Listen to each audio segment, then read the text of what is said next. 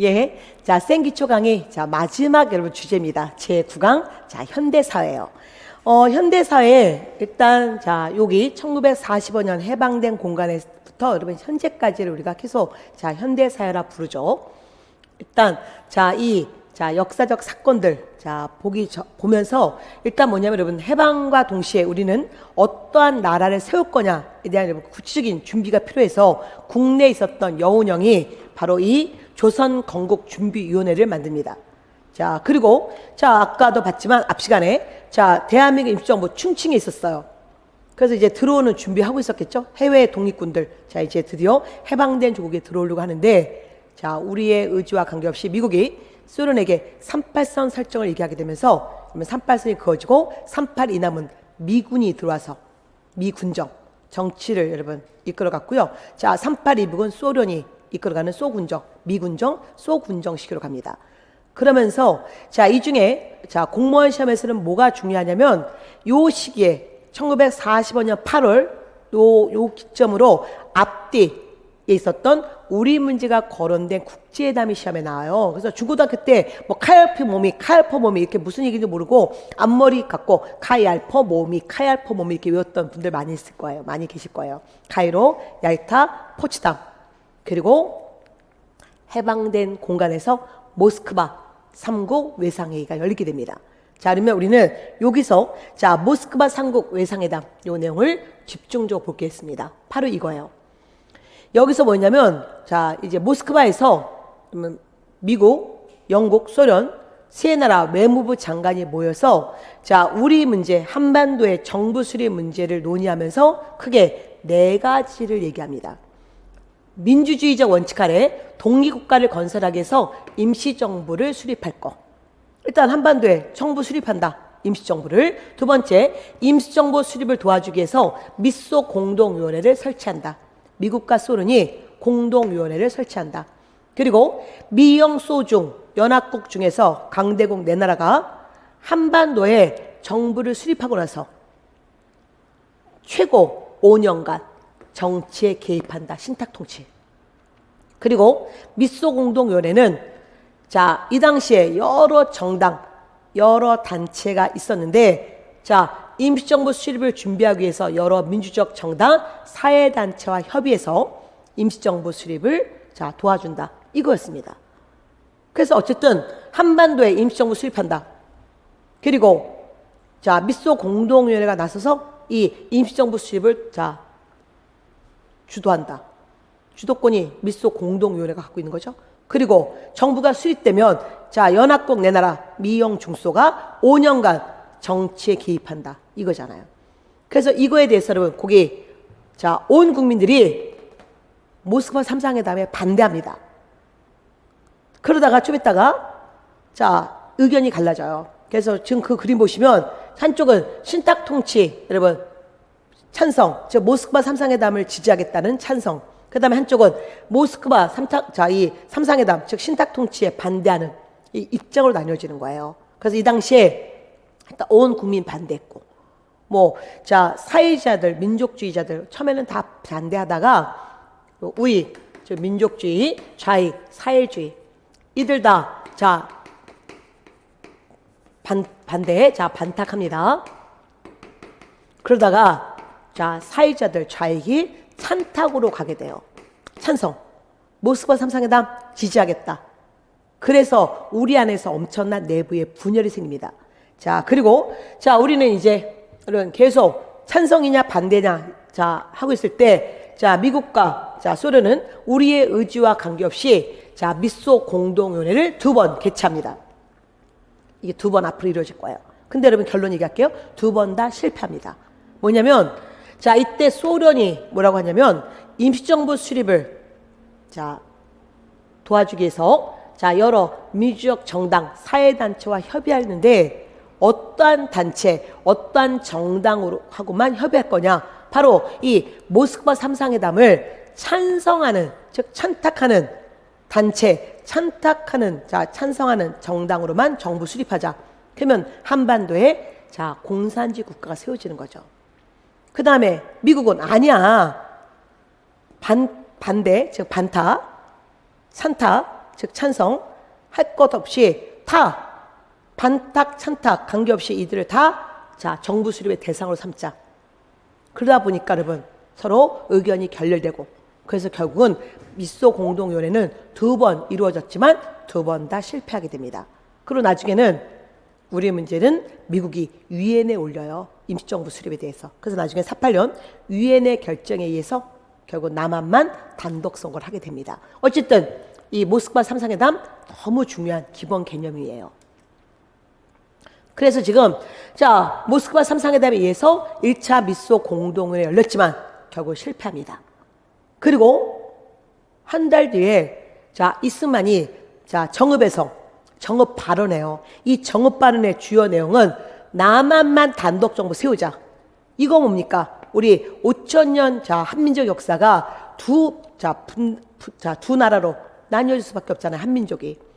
그래서 또 남한만의 단독 정부의 이 수립을 주장하자 이거에 반대하면서 중도 계열, 지금 뭐냐면 지금 우익과 좌익이 있죠, 여러분. 잠깐 제가 좀 그림을 그려볼게요. 좌익 그리고 우익 그리고 요 사이에 중도 계열들이 있습니다. 중도 계열도 물론 이쪽에 좀 치우친 이걸 중도 좌파라 부르고요. 이쪽 우익에 치우친 중도 우파가 있습니다. 좀 전에 모스크바 3상회담에 대해서 좌익 처음에는 반대했다가 나중에 찬성으로 돌아갔잖아요. 여기는 처음부터 반대했습니다.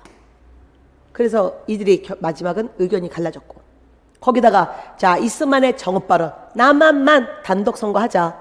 이거는 우리 민족이 둘로 나뉘어지는 계기가 되니까 이들이 나서요. 이들이 나서서 전개한 운동이 좌우 합작운동. 중도 계열들이 각각 좌익과 우익을 대표해서 바로 이 좌우 합작운동을 전개합니다. 그러면 이 좌우 합작운동, 여러분 일단 먼저 이스만의 정읍 발언부터 잠깐 보실래요? 공무원 시험에 지금 최소한 센 기초 강의에서 갖고 온 요 사료들은 여러분 정말 중요한 사료예요. 한번 읽어보겠습니다. 이제 우리는 무기 휴회된 미소 공동위원회가 재개될 기색도 보이지 않으며 통일정부를 고대하나 여의케 되지 않으니 우리는 딴방만이라도 즉 남한만이라도 임시정부 혹은 위원회 같은 것을 조직하여 38 이북에서 소련이 철퇴하도록 세계 공론에 호소해야 될 것이니 여러분도 결심하자. 이게 바로 이스만의 정읍 발언. 그래서 점점 양쪽으로 극단적으로 달리자 중도 계열들이 나선 게 좌우 합작위원회입니다. 보세요 여러분. 이스만이 단독 정부 수립의 필요성을 발표하는 등 그 계획이 본격화되자 중도 계열들이 나서서 이를 저지하고 남북한 단독 정부 가면 안 된다.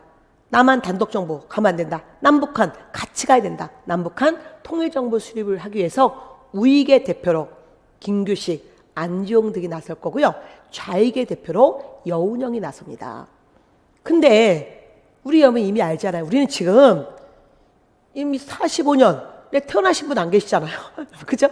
우리 뭐예요? 지금 우리 2021년 현재 과거 역사 보는 거예요. 이미 답을 다 알아. 여러분 역사 우리 시험은 이미 정답이 나와져 있어요. 그래서 결국 실패했잖아요. 그래서 이 운동은 실패하게 되는데 나중에 본 수업 들어가시면 이 좌우합작 출원칙도 진짜 잘 나와요.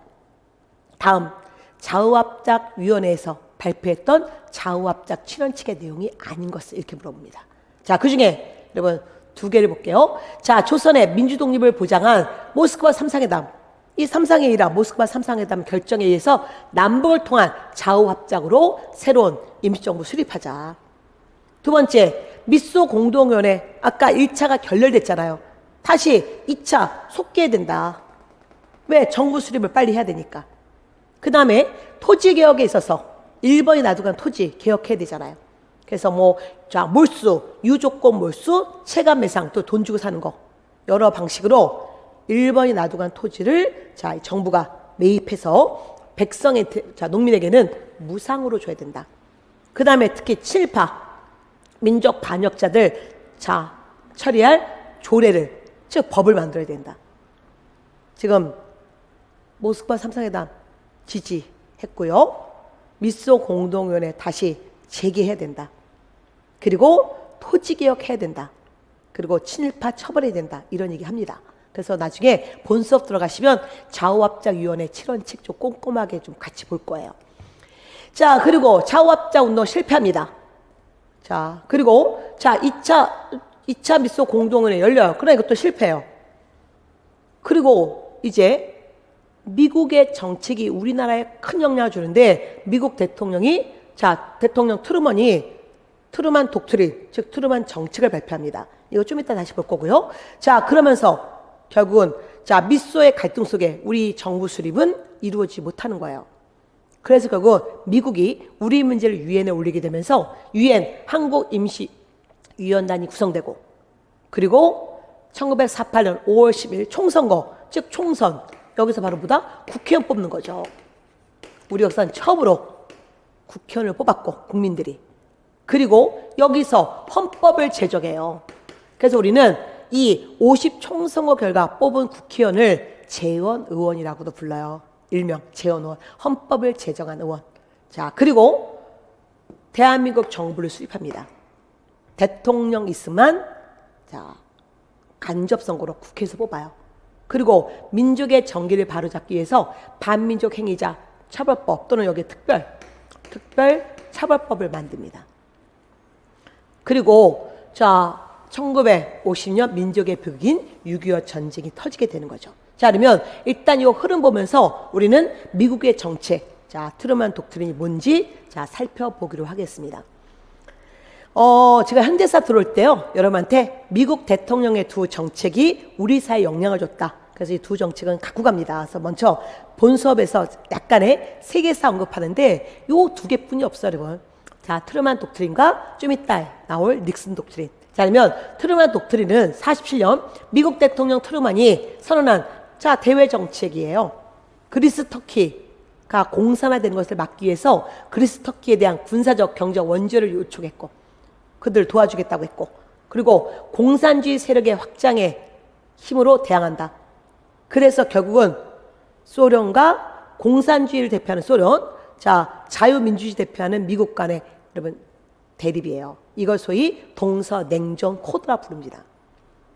그 다음에 두 번째 닉슨 독트린은 1969년 미국 대통령 닉슨이 자, 의회 보낸 외교 문서죠. 아시아에 대해서 어떤 정책 폈느냐. 자, 미국이 베트남전에 참전했잖아요. 베트남의 공산화를 막기 위해서 미국이 참전했고 우리나라에도 여러분 자, 국군 파병을 요청해서 우리가 국군이 나갔잖아요. 베트남전에. 근데 결국 베트남의 공산화를 막지 못합니다. 그래서 이때 뭐라고 하냐면 이제는 모든 나라의 국방을 책임져 줄 수 없어. 자국의 자, 국방은 자기네가 책임져. 그래서 우리는 주한미군이 감축되는 계기가 되고요. 그리고 또 하나 역사적으로 너무너무 중요한 게 그동안 공산주의국가와 자, 대화를 나누지 않았던 이 미국이 특히 공산주의 상징적인 나라였던 중국을 방문합니다. 그러면서 이거는 동서화해, 즉 자유민주주의 국가와 자, 사회민주주의 국가, 즉 공산주의 국가의 화해가 이루어지는 코드예요. 그래서 나중에 제가 이 짧은 강의 안에서 자, 통일정책으로 마무리할 건데요. 통일정책, 특히 우리가 북한에게 화해 모드, 통일 얘기하게 된 것이 바로 이 닉슨 독트린 이후에 1970년 8.15 광복절 날 박정희 대통령이 8.15 선언해요.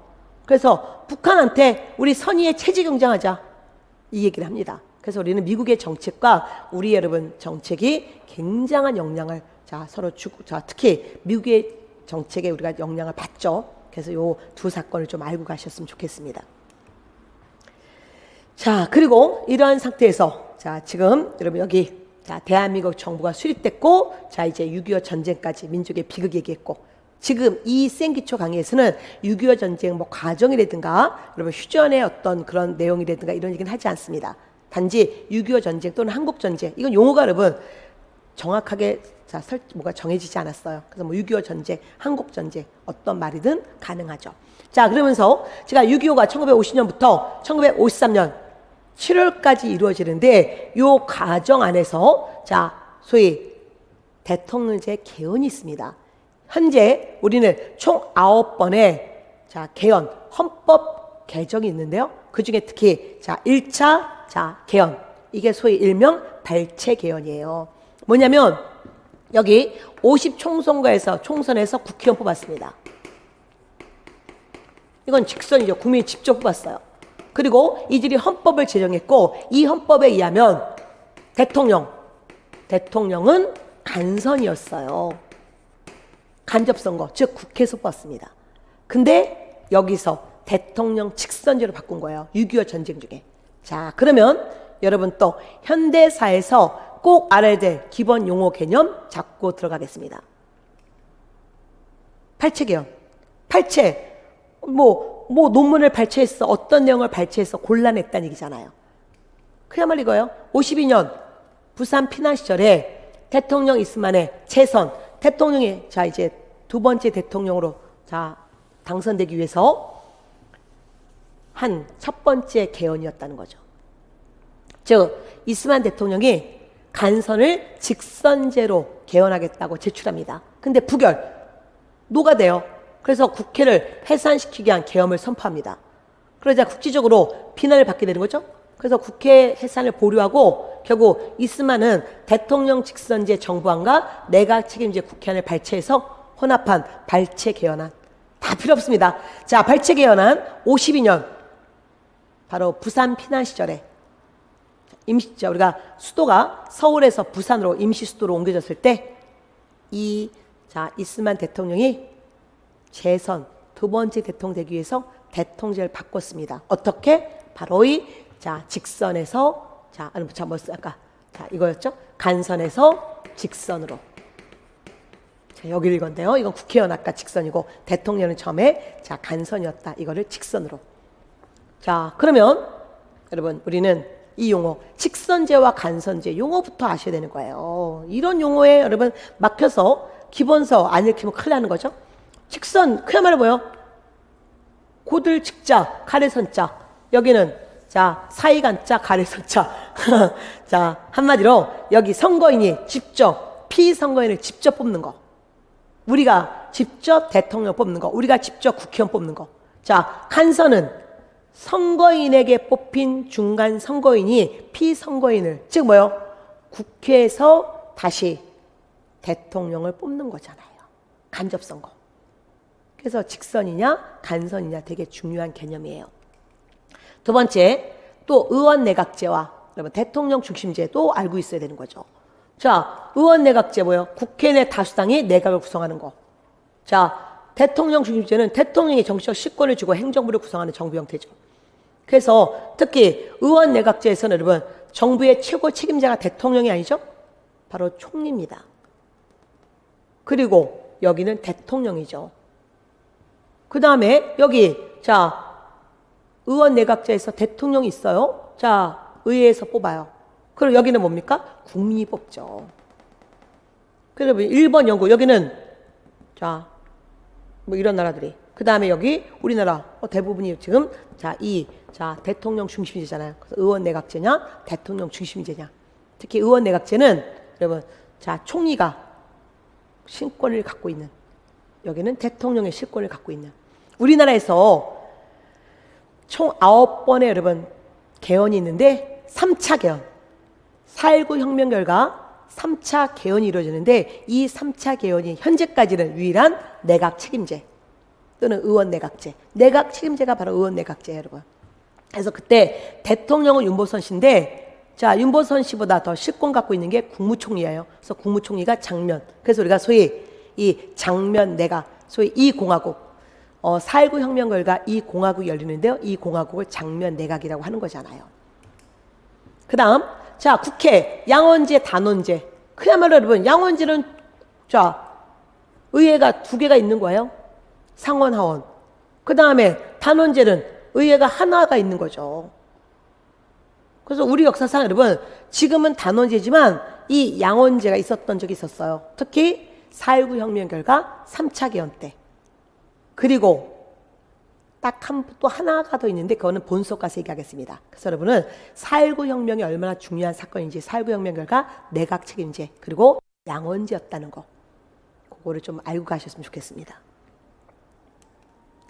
자, 그러면 다시 역사의 흐름. 1차 개헌, 소위 발췌 개헌, 대통령 직선을 바꿨습니다. 그리고 53년 휴전협정 전쟁이 멈췄고요. 그리고 다시 54년 2차 개헌, 소위 4.4.5.2 개헌이라 불러요. 여기서 뭐냐면 우리가 이 8월 15일 우리 대한민국 정부 수립됐을 때 바로 그 앞에 대한민국 헌법이 만들어졌잖아요. 헌법에 의하면 자, 대한민국은 대통령제, 그리고 대통령은 국회에서 간접선거, 그리고 대통령은 2번까지만, 2번 중임으로 제한을 시켰어요. 2번까지만 한다. 아무리 인기 있어도 대통령 2번까지만. 근데 여기는 아니야. 초대 대통령은 예외야. 그래서 이스만 대통령이 장기 집권할 수 있는 그 계기가 된 게 바로 이 2번째 개헌입니다. 소위 이거를 4.4.5.2 개헌. 자, 그러면 다시 한번 용어 정리해볼까요? 사실 4.4.5.2라는 반올림이라는 뜻이야. 반올림. 그래서 어쨌든 자, 이때 여러분 이 1954년 집권당 자유당이 4.4.5.2의 논리를 펼치며 정족수 미달로 헌법 개정, 자, 미달의 헌법 개정안을 불법 통과시킨 2차 헌법 개정이에요. 즉 초대 대통령은 중임 제한을 두지 않는다는 내용의 개정안을 제출했습니다. 처음에 자유당이. 근데 국회에서 노가됐어요. 부결. 그러자 이상한 수학 논리 얘기하는 거예요. 그럼 보세요. 제적 의원 203명 중에 참여한 202명 가운데 찬성 135표, 반대 60표, 자, 기권 7표, 개헌 정족수 이걸 바꾸려면 여러분 한 표가 모자랐습니다. 136표라면 통과되는데 이 한 표가 모자라서 부결된 거예요. 근데 갑자기 일주일 뒤에 이상한 수학 논리에 입각해서 수학에도 소수점 이하는 다 버리는 거 아니냐. 2, 1 이거는 소수점이야. 5 미치니까. 그래서 이거는 자 버려야 돼. 그래서 결국 수학 논리에 의하면 이거는 결국은 자 통과돼야 돼. 그래서 갑자기 이상한 여러분 논리죠. 여러분 이해하시려고 하면 안 돼요. 이거는 이해할 수 없는 이상한 논리를 갖다는 궤변이고요. 이거 이해하시는 분들이 이상한 거예요. 그래서 4.4.5.2 개헌 이상한 수학 반올림 논리에 의해서 이미 부결된 것을 일주일 뒤에 가결시킨 거. 이게 바로 4.4.5.2 개헌. 초대 대통령의 중임 제한 철폐라는 자, 이 장기 집권의 논리를 두게 됩니다. 자, 그리고 다시 자, 60년 시간이 지났습니다. 1948년 이스만 대통령.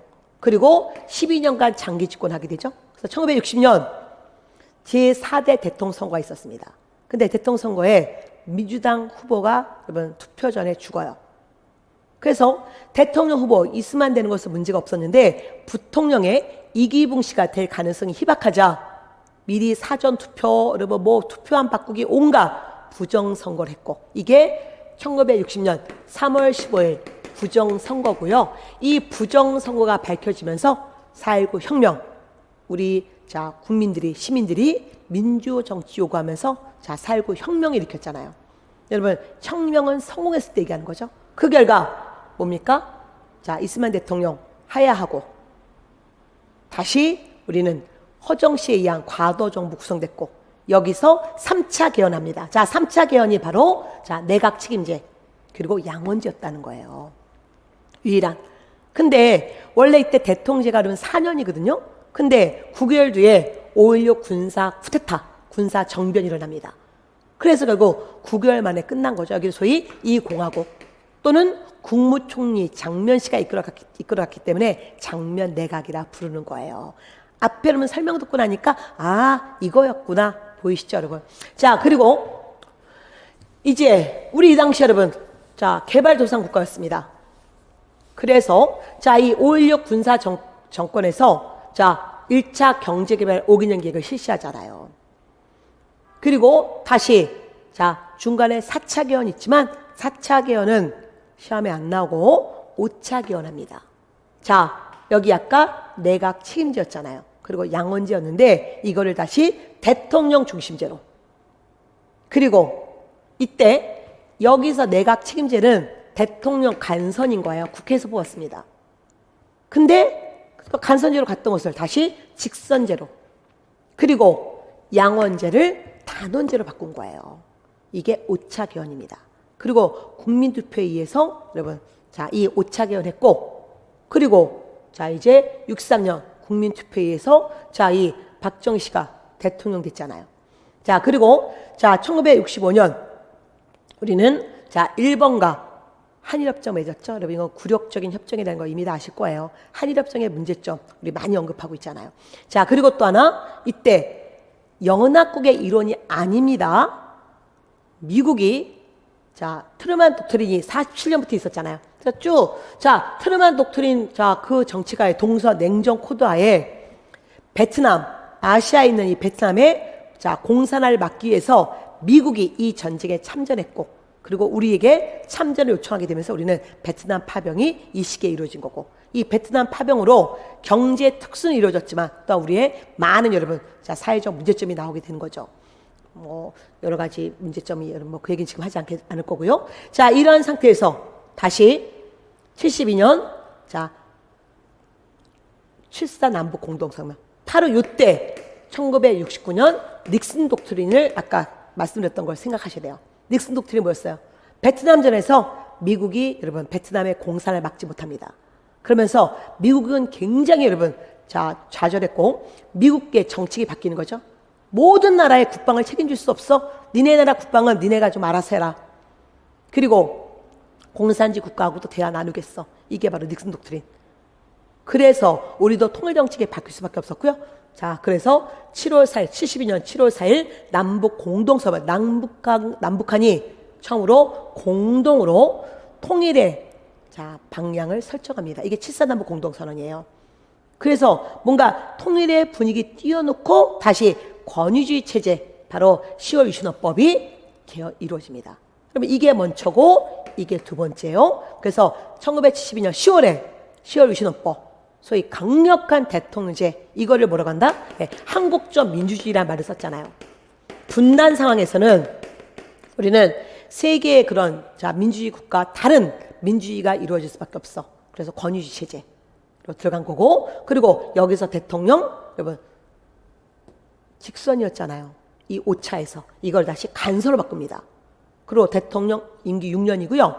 소위 여기는 이상한 단체 하나 만들어요. 통일주체 국민회의 라는 단체를 만들고 이 통일주체 국민회의에서 대통령을 간접 선거합니다. 자, 그리고 요 얘기는 좀 이따로 다시 요 자료가 하나 있기 때문에 좀 이따 다시 볼 거고요. 그리고 80년 자 5.18 광주 민주화운동 자 이 과정, 그리고 다시 8차 개헌, 이 8차 개헌에서 대통령 여전히 간선제, 그리고 대통령 딱 한 번만 한다 단임제. 근데 7년이잖아요. 그리고 또 하나 이거 간선, 여기도 여러분 간선이고 여기도 간선인데 이 자 7차에서는 대통령 간선, 좀 전에 이거 얘기했었죠? 통일체 국민회의 라는 단체에서 만들었고요.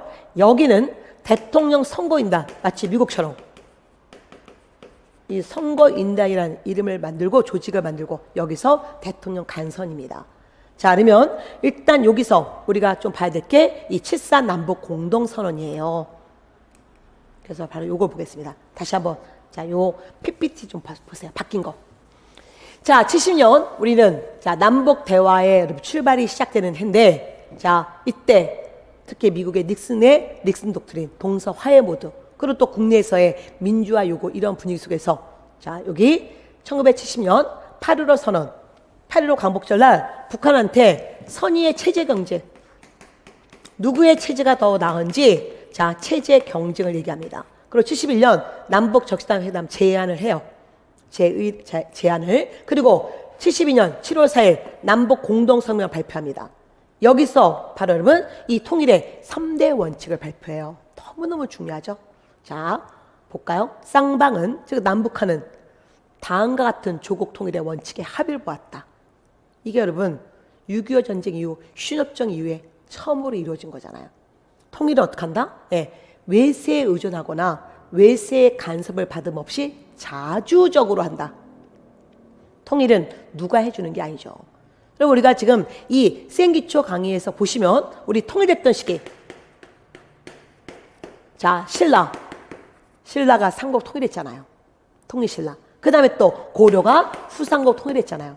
근데 신라가 자 삼국을 통일하는 과정에서 외세를 끌고 왔습니다. 어떤 외세를? 당을 끌고 왔잖아요. 물론 마지막은 당과 전쟁했잖아요. 여러분 제가 첫 번째 날 1강에서 첫째 날 1강, 2강, 3강에서 얘기했던 거고, 특히 2강 때 우리가 강조했던 부분이에요. 7세기 문무왕의 고민. 그런 얘기로 제가 좀 집중적으로 얘기했던 그 강의가 생각나셔야 되는데 다시 돌려보세요.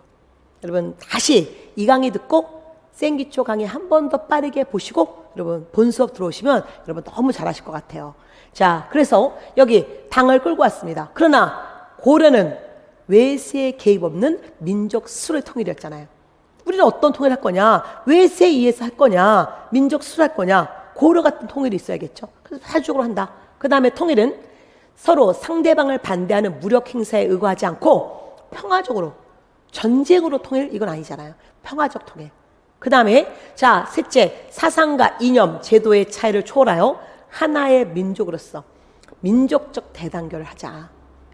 그래서 자주적 통일, 평화적 통일, 민족적 대단결, 이 3대 원칙을 드디어 남북한이 서로 같이 협의해서 7.4 남북 공동성명이 이루어집니다. 그리고 이거 결과 남북조절위원회라는 단체가 만들어져요. 선생님, 뭐 위원회가 이렇게 많아요? 뭐 많습니다. 오늘만 해도 미소 공동위원회, 좌우합작위원회, 자, 남북조절위원회.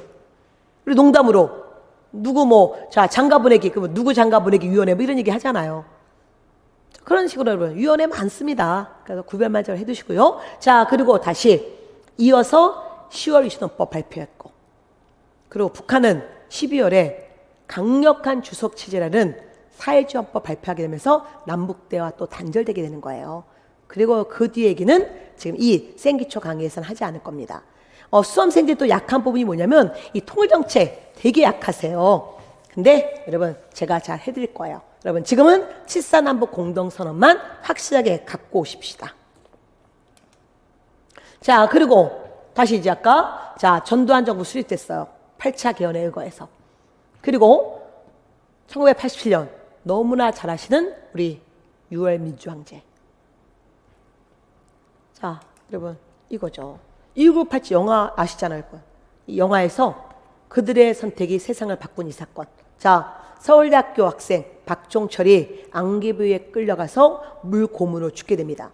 정부가 어떻게 발표했어요? 박종철이 평소에 병이 있었는지 가볍게 툭 쳤더니 억하고 죽더라. 툭 하니까 억하고 이게 정부 발표였습니다. 그래서 자, 이 국민들이 이거 있을 수 없다. 그래서 결국 진상을 파악하자. 국민들의 여론이 들끓었고요. 결국은 정부는 어떻게 했습니까? 결국 박종철의 자, 죽음 시신을 자, 우리가 보니 장기에 물이 가득했고 그가 죽었던 장소에 욕조가 있었고 그 욕조에서 물고문 당했잖아요. 일제 식민시대도 아니고 이 자유민주주의 국가에서 있을 수 없는 일이었잖아요. 그래서 국민들은 자, 이 개헌 요구하면서 자, 지금 민주화운동 요구했고요. 그러면서 또 하나 이 시위 중에 이한열, 연세대학교 학생 이한열이 체류탄을 맞고 그러면 다시 또 죽게 되는 거잖아요. 그래서 박종철의 죽음과 그리고 또한 시위 중 이한열의 사건, 죽음으로 우리는 자, 온 국민들이 엄청나게 많이 일어나게 됐고요. 그래서 결국 그때 자, 전두환과 함께 집권당이었던 바로 이 자, 당에서 자, 노태우 씨가 6.29 선언 발표하잖아요. 뭡니까? 국민이 원하는 대로 가겠다. 즉 대통령 간선에서 직선으로 가겠다고 얘기하죠. 여기까지 여러분 아까 간선이었잖아요. 국민이 원하는 거 직선. 그래서 직선제 요구하게 되면서 이게 9차 개헌이에요. 여러분 지금 우리는 9차 개헌에 입각해서 지금 역사가 진행되고 있습니다. 자, 대통령 직선이잖아요. 우리 직접 봐요. 그 다음에 대통령 임기 5년이고요. 딱 한 번 합니다. 그래서 우리 지금 자, 이 대선이 이제 얼마 안 남았잖아요. 이게 5년 단임제이기 때문에. 그래서 이게 지금 계속 진행되고 있습니다. 그리고 다시 자, 그 결과 국민 투표로 어쨌든 노태우 정부 들어섰고요. 그리고 노태우 정부 때 자, 88 올림픽이 개최되죠. 전두환 정부 때 자, 유치해서 이때 실현됐고, 그리고 자, 노태우 정부 때 1991년 남북 유엔 동시가입이 드디어 이루어졌고, 그리고 또한 통일 정책에 너무 중요한 남북 기본 합의서라는 거. 근데 이거는 이 수업에서 얘기하지 않을 거예요. 여러분 오늘은 7.4 남북 공동선언만 잘 갖고 가십시오. 그러나 나중에 진짜 강조할 부분이에요. 그리고 1993년 또 5년 지나서 국민 투표로 자, 드디어 자, 김영삼 대통령이 나오게 되면서 김영삼 대통령이 뭐야? 나는 그들과 달라. 박정희, 전두환, 자, 여기 노태우와 달라. 여기가 군사 정권이었다면 여기는 문민 정부야. 그래서 문민 자 정부라는 이 말을 썼잖아요. 그리고 자 신자유화 정책 피다가 결국 국가 부도를 맞게 되죠. 이게 1997년 IMF입니다. 여러분 1907년 국채보상운동 그리고 1997년 IMF 제2의 이게 제2의 국채보상운동이다 이렇게 얘기했었잖아요. 자 그리고 자 최악의 상태 때 국민들은 자 야당 대통령을 뽑았잖아요. 그래서 김대중 정부가 수립되게 된 거죠. 그러면 이 과정입니다. 자 그리고 나서 지금 자 5년마다 바뀌는 거니까 이어서 여러분 김대중 정부 때 1차 남북 드디어 정상이 만나게 된 거죠. 최고의 정상들이 어디서? 평양에서. 그리고 나중에 또 엄청 강조할 통일정책 중에 6.15 남북 공동선언을 발표합니다. 지금은 남북 기본 합의서 6.15 남북 공동선언 지금은 얘기하지 않을 거예요. 근데 나중에는 우리가 확실하게 자 본수업에서 강조할 거예요. 자 그리고 자 다시 또 역사에 시간이 지나서 5년 탄인제니까 다시 자 노무현 대통령이었고 그리고 다시 여러분 노무현 정부 때 자 2차 남북 정상회담이 또 어디서? 평양에서 이루어집니다. 그리고 다시 자 또 5년 단임제니까 자 2008년 이명박 정부로 들어섰고 그리고 다시 5년 지나서 박근혜 정부 들어가게 됐고 그리고 결국 대통령 탄핵이라는 역사적 국면을 우리가 봤잖아요. 그리고 자 문재인 정부 들어섰고 자 문재인 정부 때 제3차 남북 정상회담이 이루어졌고 어디서? 평양에서. 역사란 이 땅에 살았던 사람들의 변화 이 땅 바로 평양에서 3번의 정상회담이 있었다 이거죠. 그러면서 여러분 사실 공무원 시험에서는 현대사에 너무 가까운 현재 우리가 있는 사건에 대한 얘기는 얼마 뭐 할 수가 없어요. 역사란 항상 50년이 지나야 뭘 객관화시킬 수 있어요. 그래서 여러분 우리 시험에는 어디까지 나오냐면 여러분 김대중 정부의 정책까지 나오고요. 그리고 통일정책 얘기할 때 얘기하는 게 자 김대중 정부에서의 1차 남북 정상회담, 노무현 정부에서의 2차 남북 정상회담, 그리고 문재인 정부에서의 3차 남북 정상회담 요 정도만 언급이 되고 나머지는 낼 수가 없습니다. 너무 민감한 부분이기 때문에. 그래서 현대사는 여러분 굉장히 나오는 게 정해져 있어요. 어느 부분이 나온다? 해방 공갈 사건. 지금 그 앞에 1945년 8월 15일부터 1948년 정부 수립 과정 그리고 6.25 전쟁 여기가 여러분 한 코드로 여기서 하나 나오고요. 두 번째는 우리 민주주의의 여러분 이 발전 과정 실현 및 발전 그래서 뭐 4.19 혁명 결과 3차 개헌 6월 민주항쟁 결과 9차 개헌 이런 민주주의 운동과 함께 헌법 개헌 얘기와 통일정책의 시험에 나오게 돼 있습니다.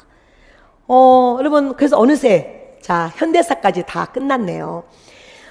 다시 한번 여러분 개념활동지 한번 보실래요? 그래서 거기 모스크바 3상회담 다시 한번 정확히 알아두시고요. 잠깐 퀴즈. 자, 모스크바 3상회담에 참여했던 국가 당연히 미영소죠. 그 다음에 헌법개헌에서 우리는 지금까지 총 9번의 개헌이 있는데 여러분 1차 개헌, 즉 발췌개헌, 2차 개헌, 4.4 5.2 개헌, 3차 개헌, 내각 책임제, 그리고 9차 개헌, 지금 현재죠. 대통령 직선제, 5년 단임제. 최소한 요거는 꼭 갖고 가십시오. 왜? 이건 당연히 현대사를 아는 사람으로서 기본이죠.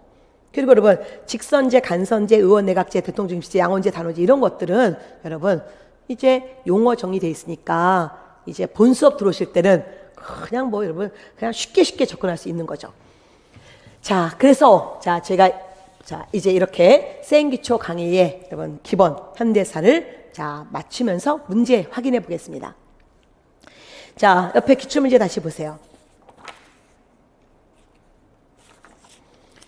2021년 바로 올해 문제였죠, 여러분. 그냥 보세요, 여러분. 이 수업 듣고도 풀 수 있어요.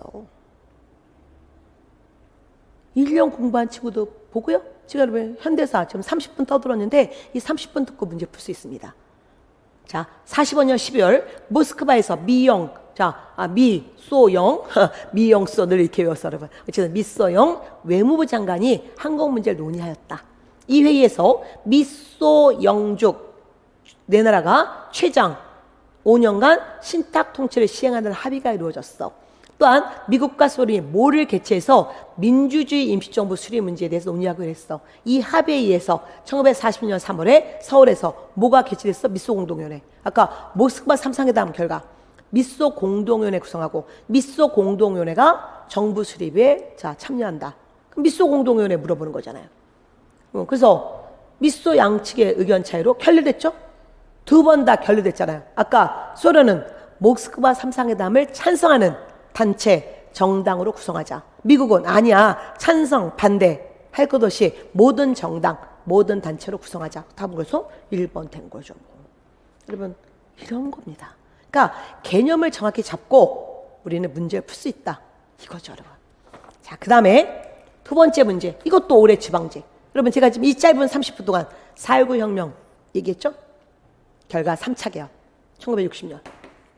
다시 유신헌법. 이게 바로 7차 개헌 1972년. 그러면 60년과 72년 이 사이에 있었던 사건이 뭐냐? 여러분 딱 하나만 알려드렸습니다. 뭐야? 7.4남북 공동선언. 이게 언제? 유신헌법이 10월에 있었고요. 그 앞에 72년 7월에 남북 공동성명을 발표했잖아요. 자주적, 평화적, 민족적 대단결. 이런 거예요. 그러니까 올해 2021년 지방지 구급은 너무 쉬웠습니다. 그래서 기본 개념을 잘 잡은 분들은 쉽게 접근할 수 있었던 거죠. 실수하지 않고. 근데 내년은 이거보다는 높을 거예요. 그래서 늘 제대로 된 공부를 하셔야 되는 거죠. 그래서 우리가 사실 우리의 목표는 옆에 고난도까지 접근하는 거. 이게 목표고요. 물론 이 강의 안에서는 할 수 없어요. 그래서 생기초 강의 여러분 기본 틀을 봤습니다. 자 이제 마무리하겠습니다. 사실 이 강의는 7월에 본격적으로 전개되는 이론 강의를 위해서 여러분에게 선우빈이 이렇게 자료도 좋고 강의도 퍼펙트하게 하고 한다는 걸 여러분한테 전해드리려고 이 강의를 마련했어요.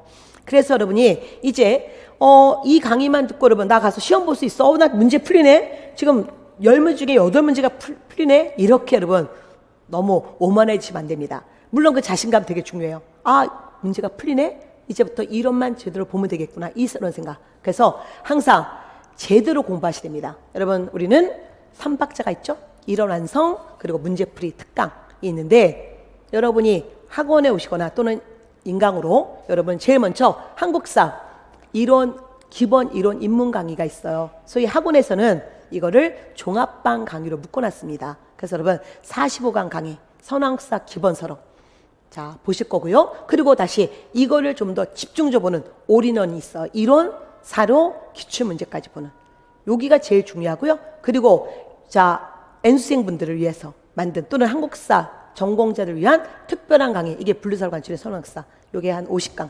그래서 여러분은 처음 초시생분들은 이거 듣고 이거 들으시면 되고요. 그리고 N수생분들은 이거 들을 필요 없죠. 당연히 일로 가시거나 또는 내가 올인원 들었고 국사 잘해. 근데 안 할 수는 없어. 그럴 때는 일로 곧장 오셔도 돼요. 그리고 이 강의를 위해서 제가 사전에 지금 만들어낸 강의가 영리를 위한 바로 생기초 특강이었습니다. 지금 저의 20년 노하우를 담아서 다시 한번 꼭 알아야 될 각 시기의 주요 연대를 보셨고 그리고 거기에 제가 조금 약간 이런 그림을 좀 그려서 여러분 역사를 좀 쉽게 접근할 수 있는 도구로 제 어설프지만 애정을 담은 그런 그림들이 있었습니다. 그리고 또한 애정을 담아서 여러분 우리가 영리라는 입장에서 그 말 여러분 정겹게 받아주셨으면 좋겠습니다. 나 역사 진짜 못하는 거 받아들이고 그러나 이제 곧 강의 1분 듣고 나면 알게 됐잖아요. 여러분 그런 용어들 왕정, 공화정, 입헌, 군주제 다 알게 됐잖아요. 예선일체 다 알게 됐잖아요. 이제는 역사 잘하는 사람이 된 거죠. 그래서 기본틀 잡은 그 강의가 바로 이 생기초 강의였습니다. 그리고 활동지가 저는 이번에 해보면서 되게 좀 효과적이었다는 생각이 드네요.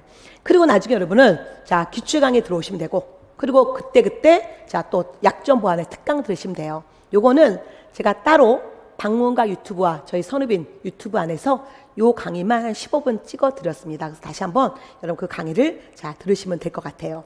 그리고 제가 여러분 늘 목표로 하는 게 이런 거예요.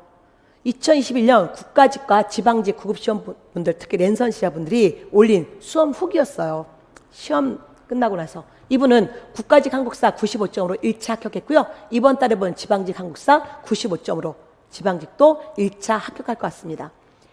자, 기본에 충실한 공부했고 지엽적인 것은 딱 선생님 수업 시간에서만 보고 복습 안 했어요. 제가 그러면 그 부분 얘기는 하지만 이거보다 중요한 건 기본이다. 그걸 강조하거든요. 정말 선생님께서 하라고 하신 대로만 했다면 이 정도 점수 기본입니다. 늘 한국사가 발목을 잡는 과목이었는데 이번에는 한국사로 시간을 벌어서 다른 과목에 시간을 줬다. 이게 제가 목표라는 거예요. 여러분 국어 영어 공부 진짜 열심히 하시는데 국어 독해, 영어 독해 풀 시간이 없는 거예요. 시험장에는. 그래서 한국사 시간을 줄이고 나머지를 영어, 자, 국어 독해 주셔야 됩니다. 또 이분 랜선 지자 2는 다른 과목이 점수가 처참해요. 국사 잠시 접어두었죠. 왜냐하면 여러분 사실 여러분 이제 우리가 전공 과목이 들어가면서 여러분은 지금까지 수능 과목 했던 분들은 전공 과목을 다시 하셔야 돼요. 그러면 공부할 양이 더 많아지겠죠. 그러면 국사는 접을 수밖에 없는 거죠. 그럴 때 어떤 공부를 해야 되니까 이 친구는 그래서 막막하던 차에 강의자로 올려줬던 제가 마지막 파이널 4시간, 국가직 파이널 4시간 강의 120문제, 그리고 지방직 파이널 120만 보았습니다. 국가직 12분 동안 90점 맞았고 지방직 8분 안에 100점 맞았습니다. 제 기억이 맞다면 지방직은 이 국가직 파이널과 지방직 파이널 24문제에서 다 나온 것 같습니다. 여러분 마무리까지 책임져 드릴 거예요. 그리고 여러분 그렇다고 국사 지금 그래 이 정도면 나도 국사 안 하다가 나중에 파이널만 들어야겠다 그러면 안 돼요. 내 실력은 국사 안 하면 내려가고요. 다른 친구들이 올라가니까. 그래서 여러분 아까 얘기했잖아요. 내가 올해 혹시나 안타깝게 떨어진 분들은 다시 공부하실 때 지금 행정법, 행정 안 한 과목을 하셔야 된단 말이에요. 그러면 세무직 분들은 또 세무직 직렬을 하셔야 되고. 그래서 공부할 분량이 많은 분들은 내가 지금 N수생일 경우는 여러분은 올인원으로 들어가지 말고 간추린 선왕사로 가라. 충분합니다. 그래서 그쪽 가시고 나머지 시스템 쫓아오시면 돼요. 자, 이분도 지방에서 랜선으로 선생님을 만났던 자 공시생입니다. 이번 지방시험에 선생님 덕분에 100점 맞았습니다. 정말 감사합니다. 저는 처음 한국사 선생님을 선택할 때 다른 선생님은 아예 생각도 안 했어요. 왜? 저희 남편이 2014년에 지방직 합격하고 공무원 일하면서 무조건 한국사를 선입니다. 이렇게 얘기해 줬다고 하네요. 너무 감사합니다, 남편분. 자, 그래서 제가 목표라는 게 뭐냐면 이거 여러분 빠르게 만점을 만들어주는 국사 데모. 데모란 말은 제가 그만큼 저의 역사가 담겨 있는 거고요. 특히 이거 시간 지배자. 즉 내년에 2022년 공무원 제도가 바뀌면서 공부할 과목이 많아졌습니다. 그러면 한국사는 줄여줘야 돼요. 그래야 여러분이 다른 전공 과목 공부를 할 수 있어요. 그래서 시간을 줄여드리겠습니다. 공부의 양도 줄여드리겠습니다. 그리고 가장 중요한 시험 당일날 한국사 10분 안에 풀게 해드리겠습니다. 바로 시간의 지배자 여러분 선왕국사. 그래서 여러분 자 2022년 준비하시는 여러분들은 자 종합반 수업 또는 단과 수업에서 자 시간의 여러분 지배자 여러분이 결국 돼야 되겠죠. 제가 시간의 지배자로서 여러분을 시간의 지배자로 만들어 드리겠습니다. 선호한국사에서 여러분 뵙기로 하겠습니다. 자, 빠른 합격 여러분 선호한국사였고요. 자, 저의 또 많은 여러분 자 학습 관련 자료와 학습 관련 질문은 네이버 카페로 오시면 돼요. 그리고 또 자 많은 자 쏠쏠한 자 그런 알짜배기 강의들은 선우빈 유튜브 채널에 오셔서 보시면 될 것 같습니다. 그러면 또 다음번 정말 멋진 강의에서 여러분 뵙기로 하겠습니다. 여러분 합격을 기원할게요.